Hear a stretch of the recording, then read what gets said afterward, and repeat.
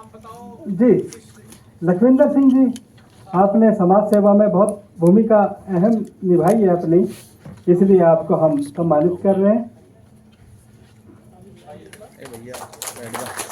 थोड़ा सामने चले जाओ, इनको बोलिए सामने चले जाइए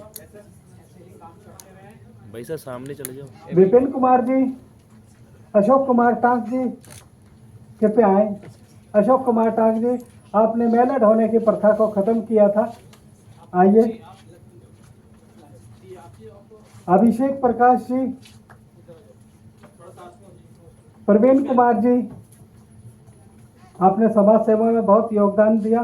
राम सेवक दिनकर जी, आप समाज सेवा में समर्पित हैं। अरुण कुमार जी, आपका स्वागत है। मैडम बबली हीरा जी, आपका स्वागत है। बहुत समाज से हम सभी के बारे में नहीं बता पाएंगे, लेकिन ये जरूर है कि आपने बहुत बड़ा समाज का काम किया है, समाज हित का काम किया है।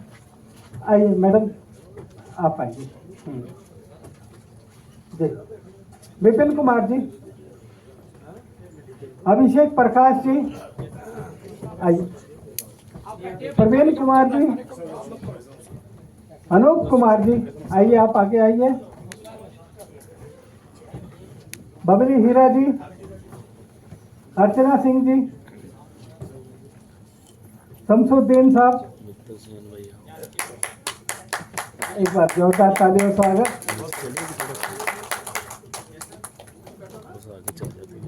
खुशबू, खुश दिन, आइए पर आइए बच्चे। समाज से ये बच्चे छोटा सा है, इसको नेशनल अवार्ड मिला है, गोल्ड मेडल मिला है और राजस्थान से ये आए हैं। आप ही आइए, आप ही आइए।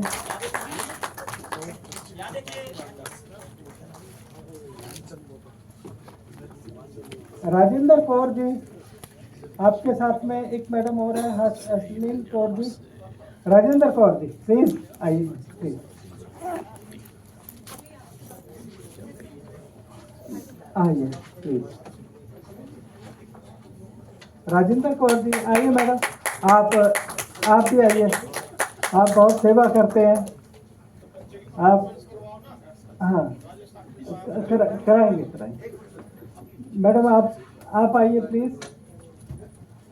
आपने जानवरों की, पशुओं की बहुत बड़ी सेवा की है और अभी भी आप सेवा करते हैं। राजेंद्र कौर मैडम जी, राजेंद्र कौर मैडम जी।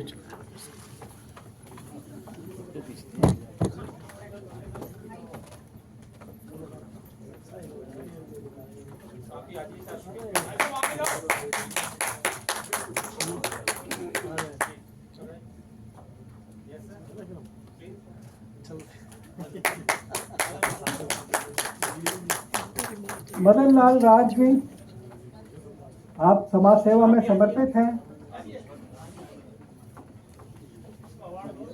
भूपेंद्र कुमार जी, एडवोकेट नवीन कुमार जी, एडवोकेट नवीन कुमार जी, आइए आइए।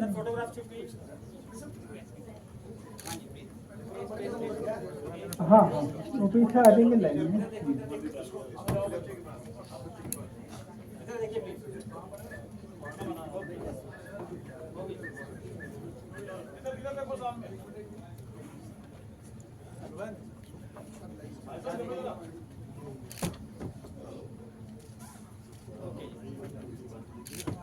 एडवोकेट नवीन कुमार जी,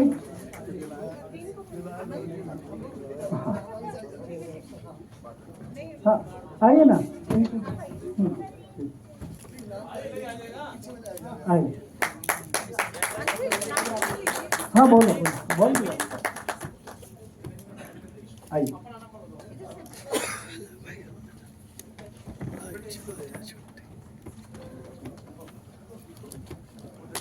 आइए, आप अपना खुद ही नाम बता दीजिए सर।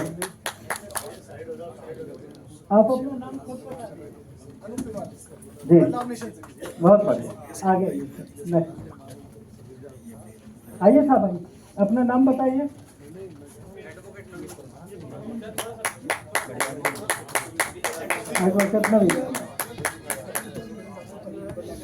वो बोले चाय पी के सो जाओ। आप भी अपना नाम बताएं सर। है नहीं जेब में। भूपेंद्र कुमार। चलो रख ले डॉक्टर पूजा रानी, देखिए अगर आप खुशी मेरी अवार्ड के लिए भी 2 तालियां नहीं बजाएंगे तो आपका स्वागत कौन करेगा? ये तो तालियों के बाद रुकने भी नहीं चाहिए, एक थेरेपी है। भूपेंद्र विकल जी,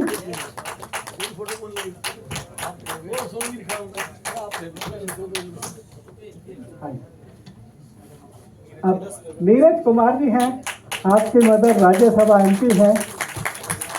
कांता करदम जी, ये उनके बेटे हैं, एडवोकेट नीरज कुमार।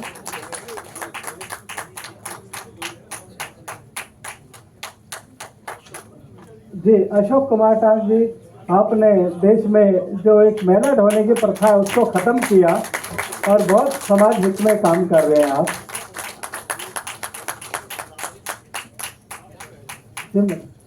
नाम बताएं। डॉक्टर पूजा रानी, ठीक।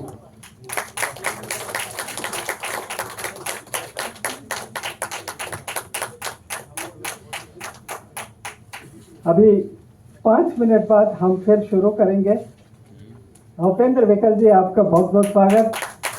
देश में सबसे पहली जयंती बनाने वाले आपके फादर,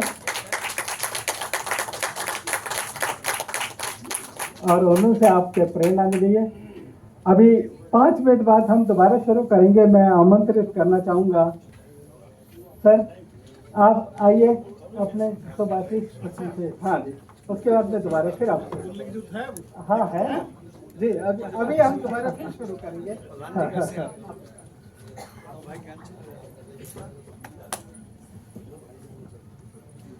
वातावरण थोड़ा ठीक करने के लिए एक बार जय घोष बोलेंगे। बोलो बाबा साहेब। हम क्या बोलेंगे? बाबा साहेब हम क्या बोलेंगे? अमर है, अमर है। बाबा साहेब अमर है। बाबा साहेब अमर है, 2 बार बोलना है। बाबा साहेब अमर है, अमर है, अमर है, अमर है, अमर है। सर्वप्रथम बाबा साहब को याद करने का जो अवसर हमें दिया है इस प्रांगण में, अंबेडकर सेंटर में, मैं ड्राफ्ट और उनकी टीम को, खास तौर पर अशोक जी को, NBCC को बहुत बहुत शुभकामनाएं, बहुत बहुत बधाई। मेरे समक्ष जो सज्जनगण पधारे हैं आज,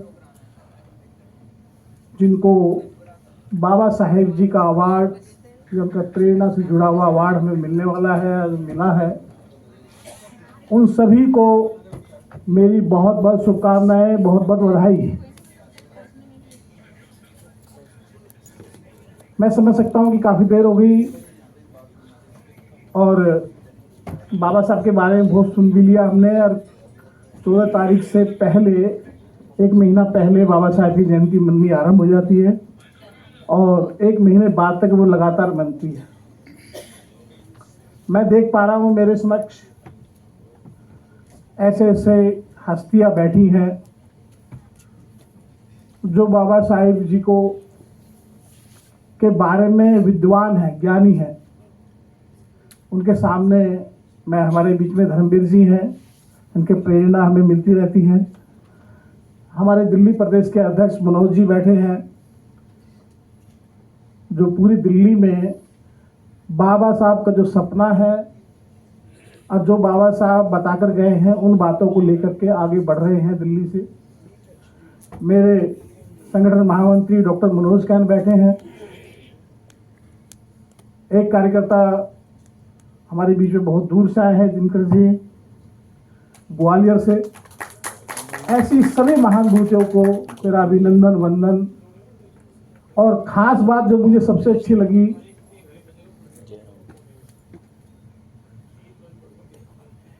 मैं बोल लेता हूँ, खास बात जो मुझे अच्छी लगी सबसे ज्यादा, कि जो मेरी मातृशक्ति मुझे दिख रही है, अब जो ये मातृशक्ति बाबा साहब का अभिनंदन के कार्यक्रम में आई है, और कई मेरी मातृशक्ति ऐसी थी जिनको अवार्ड मिला है, उस शक्ति को मेरा नमन, उस सर्जन शक्ति को मेरा नमन। वैसे तो मेरे सिर को जो रुतबा है वो तेरे संविधान से मिला है। मेरे सिर को जो रुतबा है वो तेरे संविधान से मिला है। कहते होंगे लोग, जब मिलता होगा लोगों को, उनको जो किस्मत है, मुकद्दर है, वो उनको मुकद्दर से मिलता होगा, लेकिन मुझे तो मेरा मुकद्दर भी तेरे संविधान से मिला है। आज ऐसी शख्सियत को याद कर रहे हैं जो हमारे तन्मयता में, जो रोम रोम में बसा है। मैं इस विषय पर काफी बार मेरा इस पर बोलना रहा है, और अभी दिल्ली सरकार के मंत्री बोल के गए हैं, भाई साहब ने सारा बोला है। मैं एक और ध्यान दिलाना चाहता हूं, एक दूसरी ओर।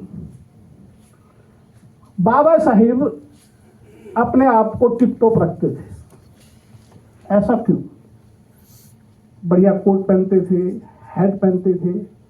वो इसलिए ऐसा करते थे कि समाज में अगर हमें चलना है और समाज को आगे बढ़ाना है, खास तौर से जो अपना समाज है, उसको ये अनुशासन में रहना पड़ेगा।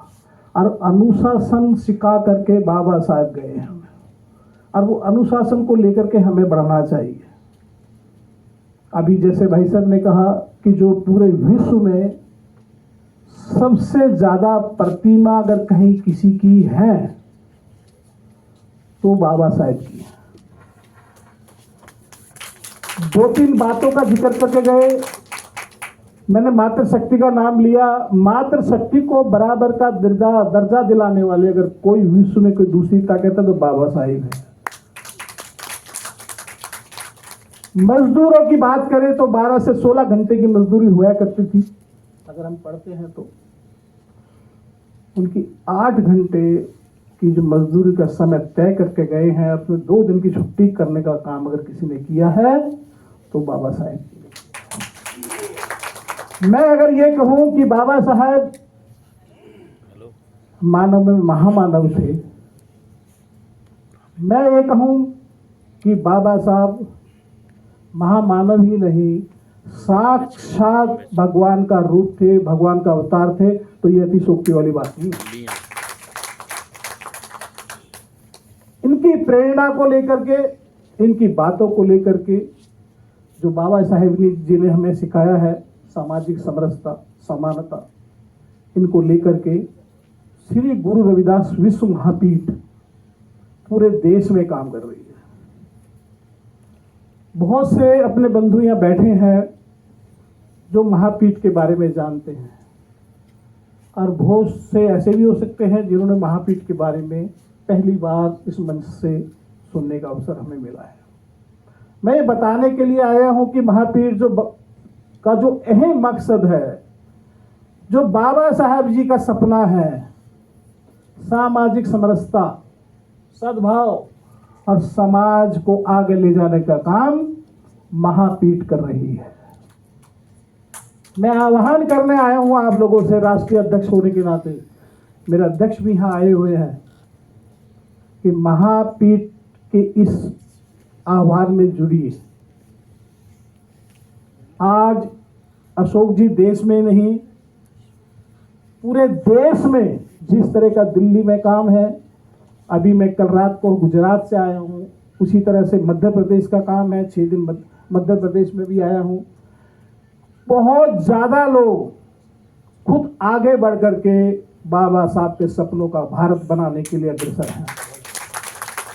दोनों हाथे बिछाकर खड़े हैं। हमें उनको गले लगाने की जरूरत है, इकट्ठा करने की जरूरत है। देखिए, समाज में कभी भी अगर उन्नति और स्वाभिमान लाना है तो अपने आप को तो ताकतवर बनाना पड़ेगा। मैं कई बार कहता हूं, समाज में नहीं, किसी भी क्षेत्र में अगर कोई बलि दी जाती है, किसी का शोषण किया जाता है, तो गरीब आदमी का दिया जाता है, कमजोर का दिया जाता है। जिस दिन आप ताकतवर बन गए और गरीबी को लेकर के इकट्ठे हो गए, जब इकट्ठा होकर के संघर्ष होता है ना, तो प्राचीर पर परिकष्टा की मार करता है। वो उछाल करके सिक्का उठा लो, मुझे लगता है वो सिक्का ना आसमान में आपका सुराग करके फिर कहना। ये बात लेकर के मैं आपके बीच में हूं। बाबा साहब का जो जीवन है, बाबा साहब 3 से 4 घंटे सोते थे। अगर उनको पीड़ा नहीं हुई होती या समाज के बारे में चिंतन ना करते तो क्या वो इतनी जल्दी हमारे बीच में चले जाते? उनका ऋण है हमारे ऊपर, उन ऋण को चुकाने का काम हमने करना चाहिए। उनकी जो बातें हैं, उनके जो विचार हैं, उनको लेकर के आगे बढ़ने का काम हमारा है। जयंतियां आएंगी, परिनिर्माण दिवस भी आएंगे, संविधान दिवस भी आएंगे, लेकिन विषय यह है कि इसमें से हमने लिया क्या है। आज जयंती मना करके घर जाएं, कुछ तय करें कि समाज में मैंने 2 घंटे 1 घंटे काम करने का निर्णय लिया है। मैंने अपने पड़ोस में जो मेरे भाई मेरे बंधु रहते हैं उनको आगे बढ़ाने का काम मैंने किया है। अगर हम जीवन में अगर ये तय कर लेंगे तो मुझे लगता है कि बाबा साहब की सच्ची जयंती मनाने का काम करेंगे। शिक्षित बनने का जो उन्होंने टाइटल दिया है और फिर संगठित होने को कहा है, फिर संघर्ष करने के लिए कहा है। ये तीनों बात लिखने के लिए कितना शोध किया होगा अगर हम इसकी गहराई में जाएंगे तो। जब तक अपने परिवार शिक्षित नहीं होंगे, आज मेरी माताएं बैठी है मेरे समक्ष, तय कर लीजिए कि यहां से जाने के बाद जो मेरे घर की पूरी इनकम होगी ठीक आधी करके वो एजुकेशन पे खर्च करेंगे। ये तय करके जाइए। आज जिस दिन हमने ये तय कर लिया कि मेरे घर में जो भी इनकम होगी उसका आधा खर्चा हम पढ़ाई पर खर्च करेंगे, मुझे लगता है कि जो बाबा साहब का सपना है वो साकार होगा, बहुत जल्द साकार होगा। बाबा साहब जिनका बैग भी नीचे से कमरे से फेंक दिया हो, वो कोट पहने, वो टाई पहने, वो हमें बता करके गए भैया एजुकेटेड रहना पड़ेगा, अपडेट रहना पड़ेगा। वो हमें बता कर गए हैं कि समाज में चलने के लिए हमें जो हमारे घर हैं वो ठीक है, आर्थिक दृष्टि से कमजोर हो सकते हैं लेकिन सफाई तो हो सकती है हमारे यहाँ। जो मेरा घर है, मेरी गली है, उसको हम नियोजित तरीके से ठीक रखने का काम और उसको सुंदर बनाने का काम हम करेंगे तो मुझे लगता है बाबा साहब जो हमें एक नियोजित करके गए हैं वो उसका काम सपनों का आगे होगा। बात बड़ी छोटी सी है लेकिन जाती है। महात्मा गांधी जी पूरे विश्व में नाम लिया जाता है। महात्मा गांधी जी ने भी कहा है कि 500 जो ग्रेजुएट हैं और 1000 जो विद्वान हैं, अगर उनकी कैलकुलेशन की जाए, ड्राफ्ट जो ये अपना संस्था लेकर उनको ड्राफ्ट किया जाए, उनसे भी ज्यादा बौद्धिक का नॉलेज अगर थी तो बाबा साहब को। मेरे सामने इतने सारे हम सब बैठे हैं, कोई साधारण व्यक्ति नहीं बैठे आप लोग। मैं इसलिए कह रहा हूं, ये जो एक एक आदमी यहाँ बैठा है ये कुछ ना कुछ कहीं ना कहीं समाज में अपनी उपयोगिता रखता है। एक इंस्टीट्यूशन है, यूनिवर्सिटी है पूरी। आप लोग आप जब यहां से जाएंगे तो समाज में अपनी बात लेकर के जाएंगे। आपकी बात समाज सुनेगा और उसको क्रियान्वित करेगा। तो एजुकेट होने की जरूरत है। मैं इस अवसर पर 2 लाइनें मैं कहता हूं कभी कभी, क्योंकि ज्यादा बोलने का शायद मेरा, क्योंकि वो सारे बोल गए हैं। क्यों सर जी? धनुष उठा प्रहार कर तो सबसे पहले वार कर। कि समाज में आगे बढ़ने के लिए अग्रसर तो होना जरूरी है, नेतृत्व करने का। और सौभाग्य से जहां भगवान ने हमें जन्मा है, सबसे बड़ी जाति है। सबसे बड़ी जाति के बाद भी नेतृत्व कोई और करे, ये नहीं चलेगा भैया। नेतृत्व तो हमें करना पड़ेगा। नेतृत्व तो तभी होगा जब शिक्षित होकर संगठित होंगे, और जब संगठित होकर के संघर्ष करेंगे ना, तो मुझे लगता है कि 1957 का जो युद्ध था, अगर हम उसको पढ़ें, क्यों डॉक्टर साहब बैठे मेरे सामने, वो हम आजाद 57 में हो गए होते। यही तो घटना थी। ऐसी नहीं थी कि हमारे में शक्ति कम थी 57 में भी, ऐसा नहीं था हमें ताकत नहीं थी 57 में भी। वो यही कारण थे कि अलग अलग नियोजित ढंग, नियोजन बना नहीं आया, अनुशासन भी नहीं रहे, अनुशासन के बिगड़ युद्ध हो गया, और हमें कितने साल और इंतजार करना पड़ा। वो अनुशासन चाहिए, वो अनुशासन बाबा साहब बता कर गए हैं संगठित होने का। अपने समाज में संगठित होने के लिए धनुष उठा, प्रहार कर, तो सबसे पहले वार कर, झुकेगा नहीं, थकेगा नहीं, रुकेगा नहीं, कर शपथ, कर शपथ, कर शपथ, अग्निपथ, अग्निपथ, अग्निपथ। बहुत बहुत प्रणाम, मेरी बहुत बहुत शुभकामनाएं। मुझे समय दिया, और अशोक भाई जी का फोन आया। अशोक भाई जी ने कहा है कि आपने वहाँ आना है, बोलना है, और शायद मुझे लगता है सबसे ज़्यादा मैंने और भी मैं कर सकता था, लेकिन वो ज़्यादा हो जाएगा आज के लिए। कभी फिर दोबारा से मौका मिलेगा, हम आमने सामने बात रखेंगे। मैं यहीं दिल्ली में रहता हूँ सौभाग्य से, और महापीठ के काम को लेकर के आगे बढ़ा हूँ। महापीठ में युवाओं की उसका काम है, मनोज जी बैठे हैं, इसमें जुड़े, एक बड़ा प्लेटफॉर्म दो। और एक मैं आपको खुशखबरी देना चाहता हूँ कि देश नहीं विदेश में भी रिकॉग्नाइजेशन हुआ है महापीठ का, और विदेश ने हमारे को बुलाया है। यूके में हमारा प्रतिनिधि मंडल 1 तारीख को यूके जा रहा है, बाबा साहब के सपनों को साकार कैसे किया जाए उनको बताने के लिए। तो एक प्रतिनिधि मंडल महापीठ का जा रहा है। एक सौभाग्य की बात और मैं कह करके, ये बात आई तो मेरे मन में लगा कि भी आप लोग एक जिम्मेदार व्यक्ति हैं, एक विषय और भी रख दूं आपके बीच में। एक विषय और हमारे बीच में था जो बहुत तेजी से चला, और पता नहीं क्या क्या बातें लेकर के आपके मन में आया होगा। तुगलकाबाद का जो मंदिर है इशू, वो हम सबको जानते होंगे उस इशू के बारे में। उस बहुत उससे गया, उसके बीच में मैं थोड़ी सी जानकारी दे दूँ कि इस सरकार ने, जो मैं बात कर रहा हूँ इकट्ठा होने की, मैं बात कर रहा हूँ संगठित होने की, वो विषय है कि सारे संगठित होकर के इस विषय को सरकार के पास रखा गया। सरकार ने सारे विषय को लिया और हमारी बात मानी कि वहाँ मंदिर था, और इस सरकार ने उस मंदिर को माना। सब ने जान करके कमेटी बनी, और बहुत जल्द वो मंदिर आपके बीच में बनने वाला है, वहीं बनने वाला है, उससे भव्य बनने वाला है, बहुत जल्दी होने वाला है। और हमने जो डिमांड की है वो भी सरकार ने मानी है। हमने कहा भाई ये सरकार के द्वारा या शासन के द्वारा वो तोड़ा गया है, और उसकी सारी भरपाई भी शासन करे, ऐसी व्यवस्था करे। और आप लोगों के जो सहयोग और स्नेह से ये काम हुआ है, बहुत जल्द हम आप सबको वहाँ भी आमंत्रित करेंगे।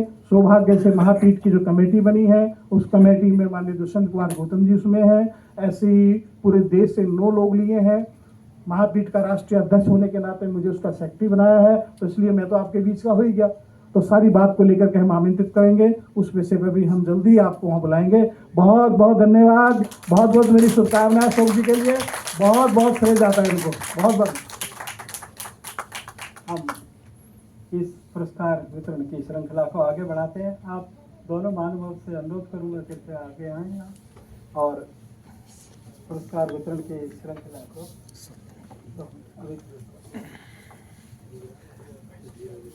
कहते हैं कि अगर किसी भी कार्य को महिला के द्वारा शुरू किया जाता है तो वो एक ग्रुप इतना नहीं इतना बड़ा हो जाता है। और आज पूरे देश में दिशा देने में जो एक ग्रुप है, 250 लेडीज का ग्रुप है, और उस ग्रुप की चेयरमैन हमारे बीच उपस्थित है मैडम सुमित्रा जी, और मैडम भारद्वाज जी, आपकी टीम, आप आए कृपया, आप पूरा अपने टीम के साथ आइए। मैडम आपका बहुत बहुत अभिनंदन है, आपने समाज हित कार्यों में बहुत अपनी रुचि और बहुत बड़ा काम किया है। 250 महिलाओं को जोड़ना कोई छोटी बात नहीं होती है। लेडीज़ को तो अपने घर से बाहर निकलने में भी बड़ी दिक्कत होती है, 4 काम भी नहीं हो पाते, लेकिन आप तो फिर भी इतना बड़ा चला रहे हैं। मीना गोयल जी हैं, गीता अग्रवाल जी हैं, अंजलि जी हैं, सुमित्रा जी हैं, ज्योति भारद्वाज जी, श्रुति गोयल जी, और शायद आप अपने आपके साथ कोई एक और भी आए हैं मेल जी, उनको भी एक बार बुला दीजिए मैडम। कहाँ है वो? कितने जी, आप आइए जी। मैं अनुरोध करूँगा,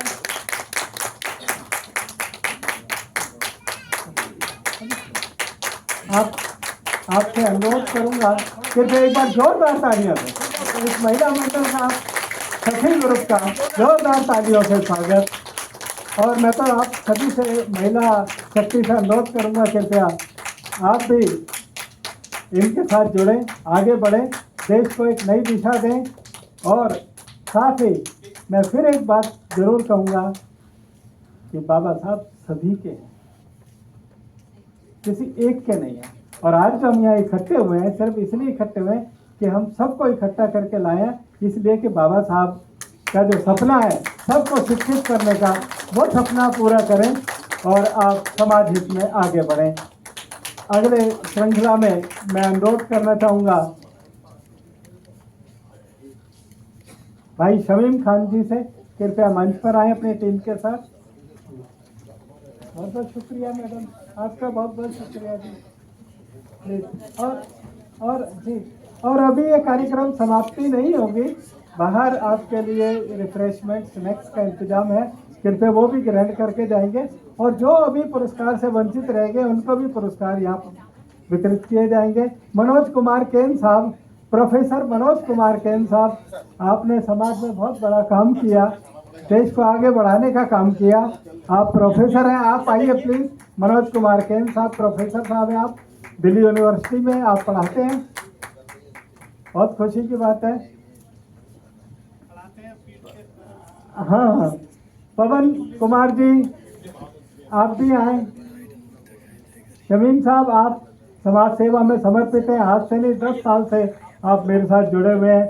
हम लोग हैंडीकैप की सेवा भी करते थे, उसमें भी आप हमारे साथ जुड़े रहे और बहुत आपकी सेवा का समर्पण है। पवन जी आप भी आइए, पवन जी आइए।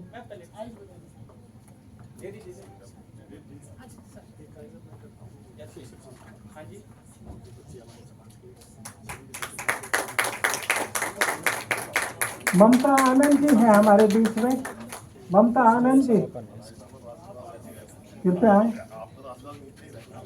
ये एक आप इसको अवार्ड ही तो समझेंगे जरूर, लेकिन ऐसा मौका, ऐसी अपॉर्चुनिटी बहुत कम लोगों को मिल पाती है कि इकट्ठे आना, एक ऐसे मंच पर आना और अपना जो उन्होंने समाज सेवा की हुई होती है उस समाज सेवा को इस रूप में यहाँ पे परिभाषित करना है, ये कोई छोटी बात नहीं है, बहुत बड़ी बात है। और मैं अनुरोध करूँगा सर आप आगे से आप आइए ना विजय सर प्लीज।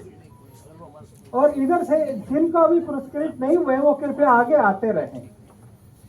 आइए, आप नगर पालिका अध्यक्ष हैं जी, मैडम आप भी आए जी, कृपया जोरदार तालियों से स्वागत करें।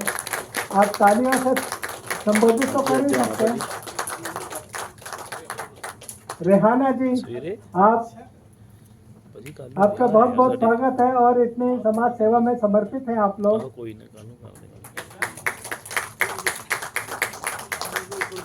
महीलाल केन साहब जो शिक्षक हैं कृपया आए। और बॉक्सर साहब आप भी आप आए आगे, आप भी अपनी टीम के साथ आइए प्लीज, आइए, आपका स्वागत है। मनोज आजाद जी कृपया आए सर। हाँ आइए ना, आपका बहुत बहुत स्वागत है सर, आइए सर। मैं चाहूँगा आप में से जो भी भाई साहब आप आइए, धर्मवीर जी आप भी आइए, भाई साहब आइए प्लीज, आपका स्वागत। जी जी जी, आइए सर। मैडम आते और हाँ, एक बात तो मैं बतानी भूल गया। अभी आप जो ये प्रोग्राम चल रहा है इसका टेलीकास्ट भी होगा। हमारे यहाँ पर मित्र सैन साहब आए हुए हैं बुलेटिन से, और उनके साथ 2 मित्र और भी यूट्यूबर हैं, यूट्यूब से बना रहे, रिकॉर्ड कर रहे हैं। कृपया आप भी आइए, आपका स्वागत है। प्लीज आप आइए टीम के साथ। आप ही जाओ। नहीं सर आप आइए आगे प्लीज, आइए आदिवासी, आइए आदिवासी समाज से प्लीज आप, आपकी पूरी टीम का स्वागत है। आप आइए, आप बहुत सेवा कर रहे हैं सर। हरीश कुमार जी आप आइए, आदिवासी वीर सेना के अध्यक्ष हैं आप बहुत सेवा करते हैं समाज की, आपका स्वागत। आइए सर प्लीज। और हम ये ओम प्रकाश जी, आप भी अपनी टीम के साथ प्लीज आप आइए। एक बार आप आगे आइए, और कृपया कोई भी जाएंगे नहीं, बाहर चाय और स्नैक्स का इंतजाम है, कृपया वो भी ग्रहण करके जाएंगे। हाँ जी, कृपया तालियों से स्वागत, तालियों से सम्मान, जोरदार तालियां। मनोज कुमार केन साहब बहुत बढ़िया।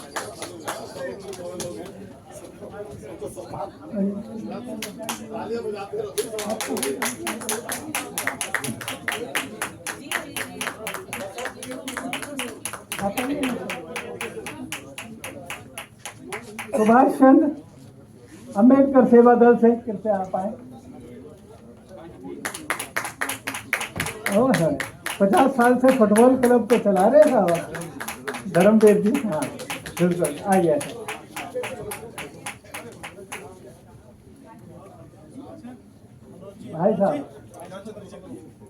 भाई साहब तो हमारे प्रणेता हैं,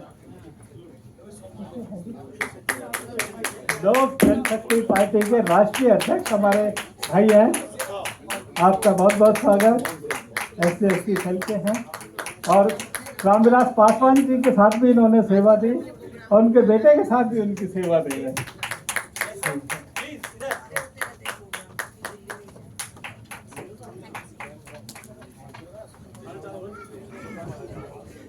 पवन जी आप भी आइए। परवेश जी प्लीज आप भी आइए ना। परवेश जी, प्रवेश जी समाज सेवा में समर्पित। यही एक सबसे बड़ी बात है कि आज सच्चे बाबा साहब के अनुयायी हमारे बीच उपस्थित है। शुक्रिया जी। अच्छा,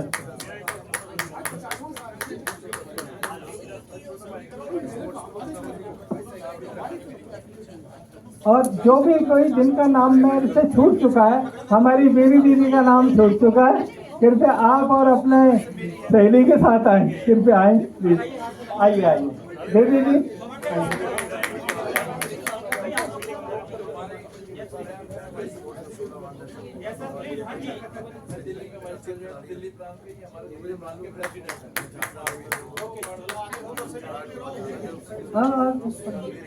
हाँ आइए।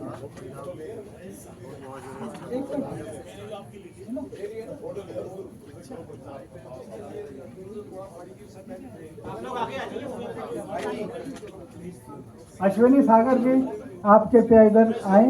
बाबा साहब के लिए समर्पित है आपकी सेवाएं, कृपया सम्मान प्राप्त करें।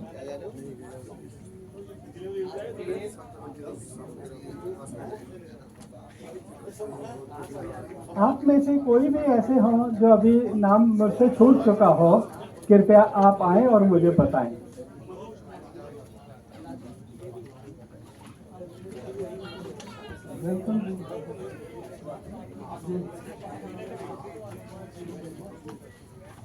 ये हमारी खुशी भी है कि हमने पूरे भारत से केवल 100 हीरे चुने, और वो 100 हीरे यहाँ हमारे बीच उपस्थित हैं, और हमने केवल और केवल उन्हीं हीरों को यहाँ पर आमंत्रित किया जिनके दिल में वास्तव में समाज सेवा का एक जुनून है।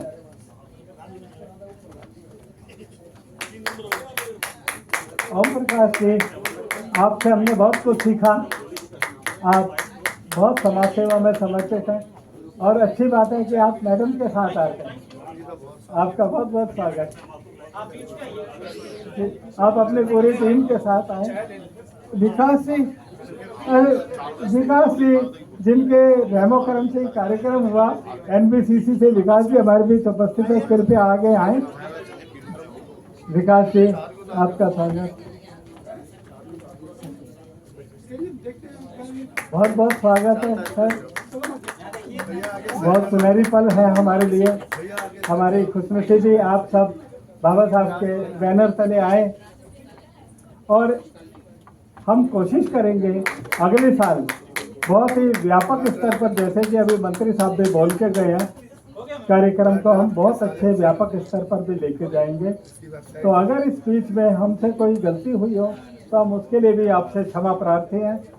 हम चाहते हैं हम भी सेवादार, आप भी सेवादार। कृपया जोरदार तालियां पवन जी के लिए। आपने बहुत बड़ा योगदान दिया कार्यक्रम में। ये है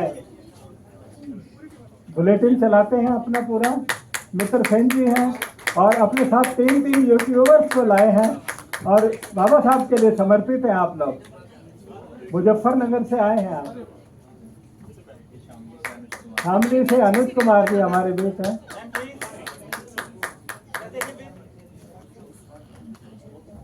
विकास जी, आपका स्वागत। इनकी मेहरबानी से कार्यक्रम आयोजित हुआ। एनबीसीसी की बदौलत, एनबीसीसी ने पूरा इन्होंने सहयोग कराया कार्यक्रम को आयोजित कराने में। आपके लिए बहुत बहुत शुभकामनाएं। आइए सर। जैसे गुड्डू जी लाइव 22 पंजाब जलंधर से आए हैं।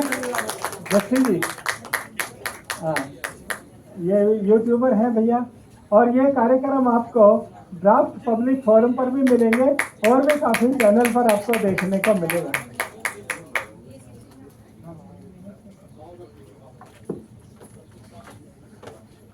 अश्विनी सागर जी, आप यूट्यूबर हैं और आप समाज सेवा में समर्पित हैं।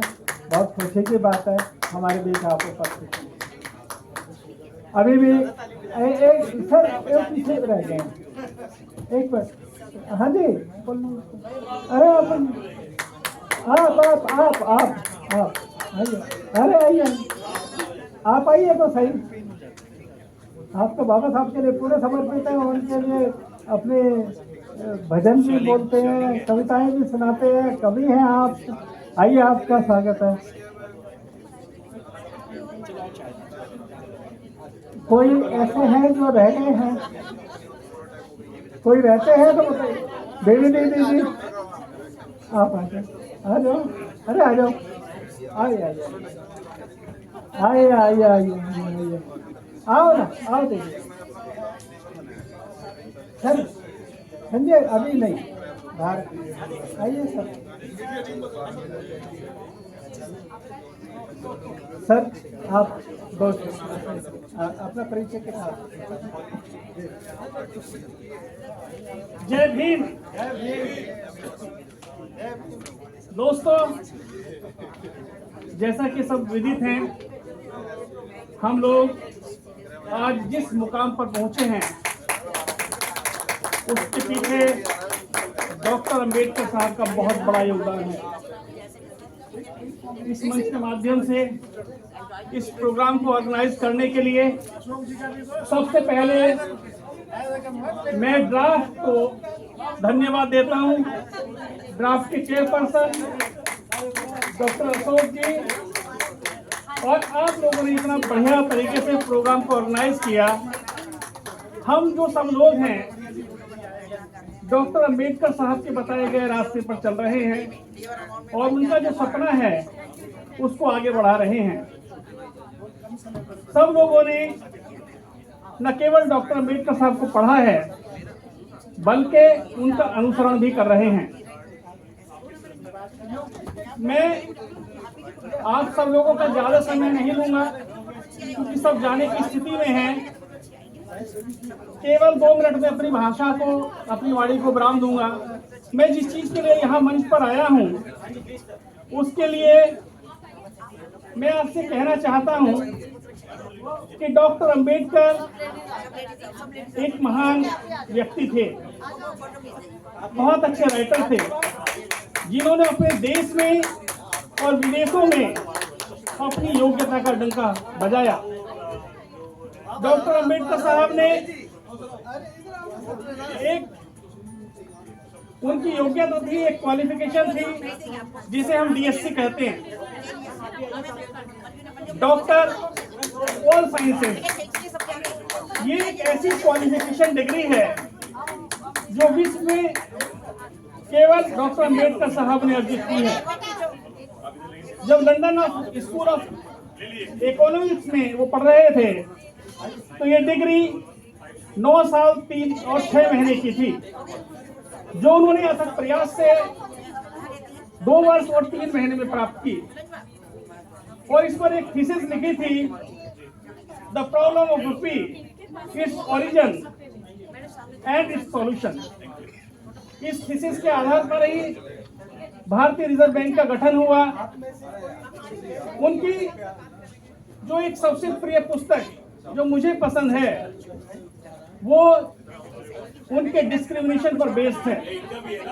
भारत में जाति के आधार पर जो डिस्क्रिमिनेशन किया गया, और जब वो कोलंबिया यूनिवर्सिटी में पढ़ रहे थे तो उन्होंने एक बुक लिखी थी जिसका नाम था वेटिंग फॉर ए वीजा। ये पुस्तक आप सब लोग जानते होंगे कि जिस यूनिवर्सिटी में उन्होंने लिखी थी, कोलंबिया यूनिवर्सिटी में आज पढ़ाई जा रही है। और इस पुस्तक को वर्ल्ड वाइड किया जा रहा है, न केवल अमेरिका में बल्कि यूरोप के कई कंट्री में, ऑस्ट्रेलिया में और जापान में भी कई यूनिवर्सिटी में एक पुस्तक पढ़ाई जा रही है। लेकिन दुर्भाग्य की बात यह है कि डॉक्टर B.R. अम्बेडकर, जिन्होंने भारत में जन्म लिया, उस देश में इस पुस्तक को नहीं पढ़ाया जा रहा है।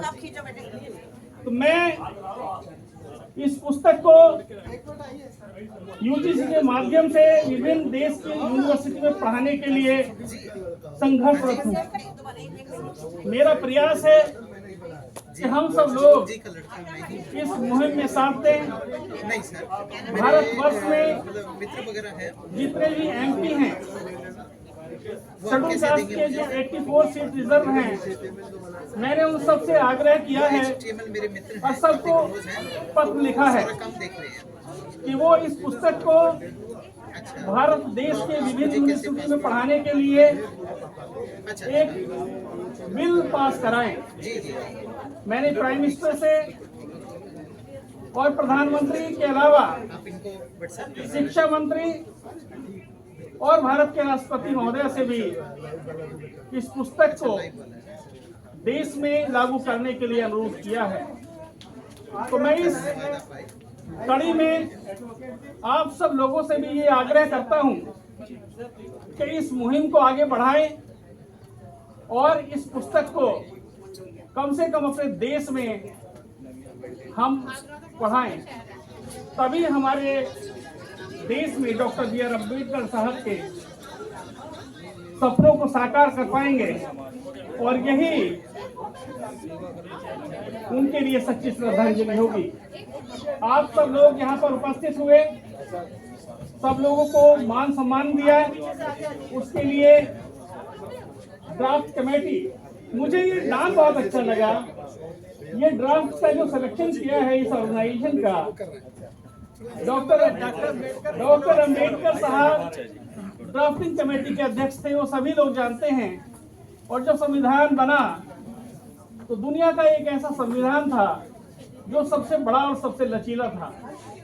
इस संविधान को बनाने के लिए 2 वर्ष 11 महीने और 18 दिन लगे। डॉक्टर अम्बेडकर, अगर 2 मिनट का समय और दिए तो हम बताएं, क्योंकि हम सब एक ही समाज के लोग हैं। जो लोग ये कहते हैं कि डॉक्टर अम्बेडकर साहब केवल दलितों के मसीहा थे, तो उन्होंने न केवल दलितों के लिए काम किया, पिछड़ों के लिए काम किया, बल्कि पूरे भारतवर्ष के प्रत्येक जाति और प्रत्येक धर्म के व्यक्तियों के लिए काम किया। डॉक्टर अंबेडकर का संविधान देश के प्रत्येक व्यक्ति के लिए जो उन्होंने 3 पिलर्स हैं, जस्टिस, लिबर्टी और इक्वलिटी पर बेस्ड है, वो प्रत्येक व्यक्ति के लिए है, चाहे किसी भी धर्म का हो, किसी भी जाति का हो, कोई भी भाषा बोलने वाला हो, किसी भी रंग का हो। और डॉक्टर अंबेडकर साहब का जो पावर ऑफ वोट का जो अधिकार दिया, वो आप जानते होंगे, सब लोगों ने पढ़ा होगा कि जब विभिन्न देशों के संविधान लागू हुए तो वहां पर प्रत्येक व्यक्ति को वोट देने का अधिकार नहीं था। इवन सबसे पुराना लोकतांत्रिक देश अमेरिका, वहां पर भी महिलाओं को वोट देने का अधिकार बाद में मिला। उनका संविधान 1700 में लागू हुआ था, लेकिन 1870 में महिलाओं को वोट देने का अधिकार मिला।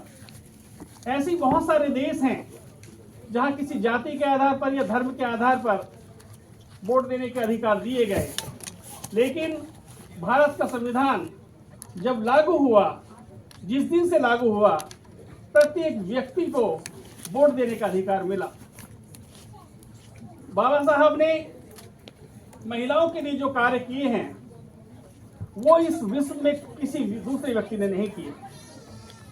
जब भारत में रूढ़िवादियों का देश था और वहां पर एक विशेष परंपरा थी, महिलाओं को कोई अधिकार नहीं थे, डॉक्टर अंबेडकर साहब 1952 में हिंदू कोड बिल लाए और उसके बाद में महिलाओं को सशक्त किया, महिलाओं को अधिकार मिले, महिलाओं को संपत्ति का अधिकार मिला, महिलाओं को पुनर्विवाह का अधिकार मिला, महिलाओं को दत्तक को रखने का अधिकार मिला और महिलाओं को अन्य अधिकार मिले। लेबर डिपार्टमेंट में जैसे पूर्व वक्ताओं ने बताया कि जो श्रमिक में सुधार किए, पहले लोगों को संगठित होकर यूनियन बनाने का अधिकार नहीं था। जो मिल मालिक थे और जो श्रमिक थे उनमें बहुत डिफरेंसेस होते थे। मिल मालिक अपनी इच्छा के अनुसार काम करते थे, अपनी पॉलिसी अडॉप्ट करते थे और हम लोग उसको मान लेते थे। उन्होंने पीएफ का आविष्कार किया। आज की डेट में चिपट जाओ महिलाओं। नहीं हमारा भी इवेंट कवर कर दोगे कि मत कर दोगे, हम तो बता दी बोल रही थी कि अगर इवेंट कोई हुआ लागू हुआ है, ला दिखाइए जी स्टैंड। अम्बेडकर साहब का योगदान है। बस चलो, चाहे श्रमिक कानून हो, वेतन वृद्धि हो, ग्रेच्युटी हो, पेंशन हो, सभी में डॉक्टर अंबेडकर साहब ने अपना महत्वपूर्ण योगदान दिया। जो लोग कहते हैं कि डॉक्टर अंबेडकर साहब ने पितरों के लिए क्या किया, जब संविधान बनाया गया तो संविधान का आर्टिकल है 340। अरे हमारी वीडियो सब बन गई थी। जब संविधान बन रहा था और आरक्षण की बात चल रही थी, चाहे वो शैक्षिक अधिकार हो या पढ़ाई के लिए अधिकार ये हो, भी डाल देते हैं बीच में। उसमें रिजर्वेशन की बात हो, डॉक्टर अंबेडकर साहब ने, क्योंकि पिछड़ी जातियों की गणना नहीं हुई थी, इसलिए उन्होंने आर्टिकल 340 में ये व्यवस्था की कि एक पिछड़ी जाति के उत्थान के लिए राष्ट्रपति एक आयोग बनाएंगे। डॉक्टर अंबेडकर साहब